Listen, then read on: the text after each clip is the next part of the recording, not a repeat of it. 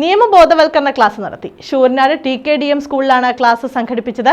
Legal service അതോറിറ്റിയുടെ നേതൃത്വത്തിലായിരുന്നു പരിപാടി.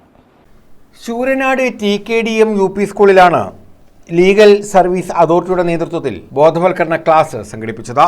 വിദ്യാർത്ഥികളിലും അധ്യാപകരിലും രക്ഷിതാക്കളിലും വിവിധ നിയമങ്ങളുമായി ബന്ധപ്പെട്ട് അവബോധമുണ്ടാക്കുന്നതിന്റെ ഭാഗമായാണ് ക്ലാസ് നടത്തിയത്.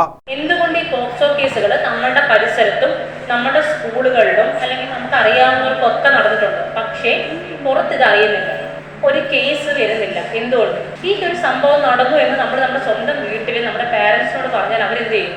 അത് പുറത്ത് പറയാൻ തയ്യാറാവുന്നില്ല. ഒരു 10 കേസ് എടുത്തു കഴിഞ്ഞാൽ ഒരു 7 കേസ് മാത്രമേ രജിസ്റ്റർ ആവുന്നുള്ളൂ. 3 കേസ് എന്താവുന്നു? രജിസ്റ്റർ ആവുന്നില്ല. അതെന്തുകൊണ്ടാണ്? നാണക്കേട് എന്നൊരു സംഭവം കൊണ്ട് വീട്ടുകാർ എന്ത് ചെയ്യും? പുറത്ത് കാര്യം പറയുന്നില്ല. ഓക്കെ, കുടുംബത്തിന്റെ മഹിമ അല്ലെങ്കിൽ കുടുംബത്തിന്റെ നാണക്കേട് മാറ്റാൻ അവർ ഈ കേസ് മറയ്ക്കുന്നു. പക്ഷെ ഇത് അനുഭവിക്കുന്ന ആരാ? ആ കുഞ്ഞിന്. കാരണം ഒരു പോക്സോ കേസ് കഴിഞ്ഞാൽ ആ കുഞ്ഞിന് വൈദ്യസഹായം കിട്ടേണ്ടത് അത്യാവശ്യമാണ്. അതായത് ഒരു കുട്ടി ഇങ്ങനെ ഒരു പോക്സോ കേസിൽ ഇരയായി കഴിഞ്ഞാൽ ആ കുഞ്ഞിന് കൗൺസിലിംഗ് എന്ന് പറയുന്നത് കൊടുക്കേണ്ടത് ഭയങ്കര വലിയൊരു ആവശ്യമായിട്ടുള്ള സംഭവം. ഈ കൗൺസിലിംഗ് കൊടുക്കുന്നത് ആർക്കാ? ഭ്രാന്തോളർക്കാണ്. സൈക്കാട്രിസ്റ്റിനെ കാണുന്ന എല്ലാവരും ഭ്രാന്തന്മാരാണ്?